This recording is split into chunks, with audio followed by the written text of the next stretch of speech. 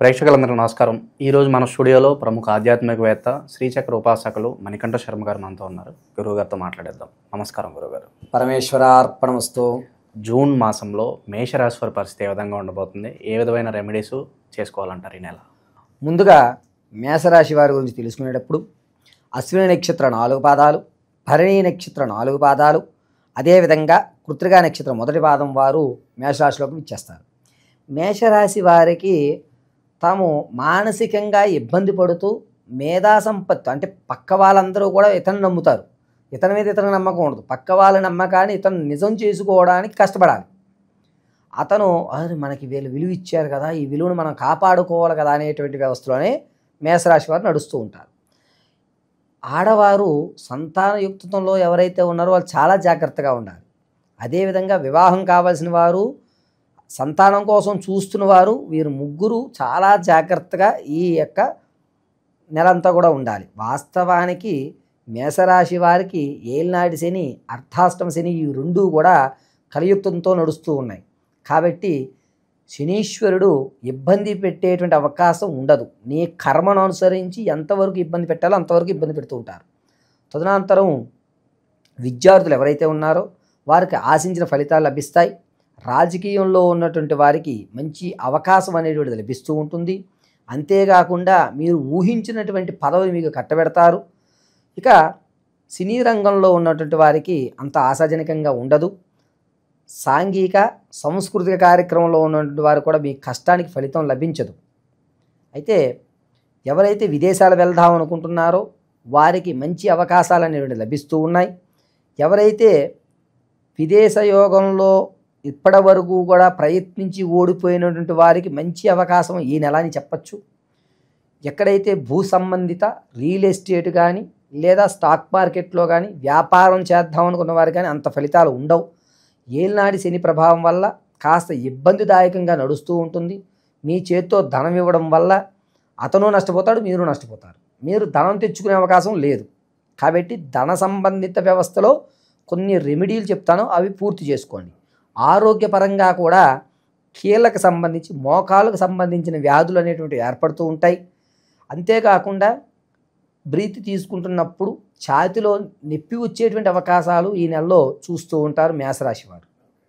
ఇక వ్యాపారం ప్రారంభం అనేటువంటి మాటే లేదు. కాబట్టి ఈ నెల కాముగా ఉండి జూన్లో అసలు ఏ వ్యాపారానికి కూడా శ్రీకారం చుట్టకండి. జూలై నెలలో ప్రారంభం చేసుకుందాం.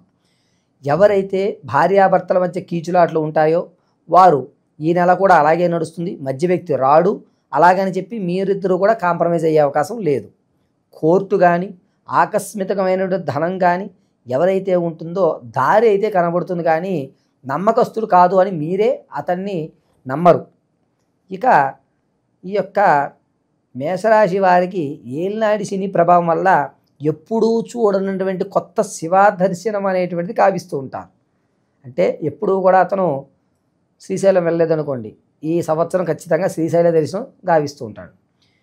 ఏలినాటి శని ప్రభావం ఉండడం వల్ల ప్రతి నిత్యము కూడా ఈ యొక్క మేషరాశి వారు ఉదయం లేవగానే ఆదిత్యాయ చ సోమాయ మంగళాయ బుధాయ చ గురు శుక్ర శనిభ్యశ్చ రాహవే కేతవే నమః అని చెప్పి కాస్త నీళ్లు తీసుకుని రావి చెట్టు మొదట్లో వదలడం, లేదా నీలాంజన సమాభాసం రవిపుత్రం యమాగ్రజం ఛాయా మార్తాండ సంభూతం తం నమామి శనీశ్వరం అని చెప్పుకొని రావి చెట్టు మొదట్లో నీళ్లు ఈ సంవత్సరాంతం వదలడం మంచిది. ఈరోజు ఆ రోజున లేదు, రోజు వదలాలి. ఒకవేళ ఇవి రెండూ కూడా మాకు గుర్తుండవు గురుగారు అనుకున్నటువంటి వారు క్లీం శ్రీం శ్రీం అని ఈ 3 బీజాక్షరాలు చెప్పుకుని నీళ్లు 54 సార్లు రావి చెట్టు మొదట్లో వదలండి.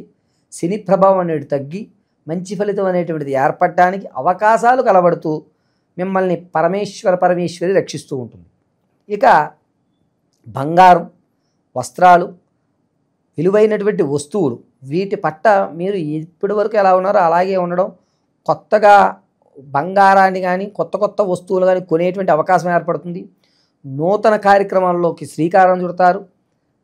శుభ కార్యక్రమాలు ఏవైతే ఉంటాయో వాటిలో మీకు పెద్దపీట వేస్తారు. అంతా బాధ్యత వాడికి ఇచ్చేయండి, మనకి ఇబ్బంది ఏమి లేదు, వాడే చూసుకుంటాడని నమ్మకం కలుగుతుంది. పైగా మిమ్మల్ని నమ్మేటువంటి వారి యొక్క నమ్మకాన్ని మీరు నిలబెడతారు. ఈ మేషరాశి వారు ఈ సంవత్సరాంతము శనీశ్వర ఈశ్వర దర్శనాలు ఇవి రెండూ కూడా ఖచ్చితంగా చేయడం మంచిది.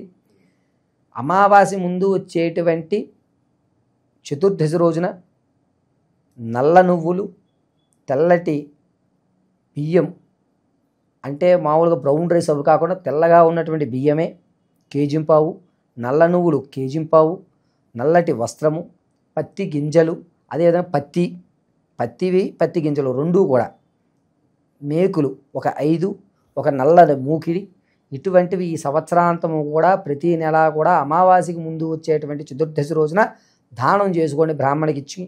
ఇలా చేయడం వల్ల మీకు ప్రమాదాలు ఏవైతే యాక్సిడెంట్కి సంబంధించి ఆరోగ్య సంబంధించి ఉన్నాయో అవి తొలుగుతాయి. ఆరోగ్యం పట్ల కొంచెం జాగ్రత్త అనేటువంటిది ఆగస్టు నుంచి వహించండి. ఈ 2 నెలలు అంతంత మాత్రంగా ఉన్నా కూడా ఆగస్టు నుంచి అంత ఇబ్బందిదాయకంగా ఉంటుంది కాబట్టి అప్పటి నుంచి జాగ్రత్త, శరీరం మీద జాగ్రత్త వహించడం చాలా మంచి విషయం. ప్రతినిత్యము కూడా ఈ మేషరాశి వారు నల్లటి బొట్టును, అంటే పచ్చకర్పూరము వెలుగుతున్నప్పుడు జ్వాల నుంచి పైన ఒక స్పూన్తో కానీ చాకు మీద కానీ పట్టుకుంటే నల్లటి భస్మం వస్తుంది. దాన్ని ధరించడం, లేదా ఏదన్నా శివాలయాల్లో మృత్యుంజయ హోమం చేసినప్పుడు ఉన్నటువంటి భస్మం తెచ్చుకుని ధరించడం అనేటువంటిది చెప్పదగ్గ సూచన. అలా చేయడం వల్ల మంచి ఫలితాలు మీరు అందుకుంటుంటారు. ఓకే, ఈ సమయంలో గురుగారు విదేశాలకు వెళ్ళడం, అక్కడ స్థిరపడే ఛాన్సులు ఏమైనా కనిపిస్తాయి? అసలు మేషరాశి వారికి ఆగస్టు వరకు విదేశీ యోగమే లేదు. విదేశాలకు వెళ్ళినా ఖచ్చితంగా నిలబడేటువంటి అవకాశం ఉండదు. ఆగస్టు తర్వాతే మేషరాశి వారు విదేశాలకి శ్రీకారం చుట్టుకోండి. ఇక్కడ వ్యాపారస్తులకు ఏమైనా సూచన ఉందా? ఇన్వెస్ట్మెంట్స్ పరంగా ఏమైనా జాగ్రత్తలు తీసుకోవాలి? వ్యాపారస్తులు ఎవరైనా సరే ఇన్వెస్ట్మెంట్ పెట్టాలి అనుకున్నటువంటి వారు జూలై తర్వాతే, జూన్లో పెట్టకండి. ఖచ్చితంగా మీరు భస్మాన్ని పెట్టుకొని ఈశ్వరారాధన, శనీశ్వర ఆరాధన గావించడం చాలా శ్రేష్టము. ఆ తర్వాత ఆగస్టు నుంచి మీరు అనుకున్న పనులు శ్రీకారం ఏ విధంగా జరుగుతుంది, ఎందుకు జరుగుతుంది అనేది తదుపరి విషయంలో మనం తెలియజేసుకుంటాం. శనీశ్వరుడికి సంబంధించి విశేషంగా ఇంకేదన్నా పరిహారాలు చేసుకుంటే బాగుంటుందా గురుగారు వెళ్ళామన్నా? శనీశ్వరుడు నువ్వుల నూనెకి ప్రీతిప్రాత్రుడు కాబట్టి నువ్వుల నూనెతో స్వామివారికి అభిషేకం చేయడం చెప్పాను కదా. అమావాస్య ముందు వచ్చేటువంటి రోజున దానం చేయడము చాలా మంచిది. ఒకవేళ ఈ రెండిట్లకి మేము చేయలేము గురువుగారు, ఏం చేసుకోవాలి అనుకుంటే కనుక ఇంట్లో చపాతీలు చేయించి దాన్ని ఆవుకు తినిపించండి. అది కూడాను కపిల గోవుకు మాత్రమే ఈ మేషరాశి వారు చపాతీలు తినిపించడం వల్ల మంచి ఫలితాలు అందిపుచ్చుకుంటారు. ఓవరాల్గా జూన్ నెలలో మేషరాశి వాళ్ళకి ఏ విధంగా ఉండబోతుంది, ఎలాంటి రెమెడీస్ చేసుకోవాలి, మీ మాటల్లో చాలా బాగా వివరించారు గురుగారు. పరమేశ్వర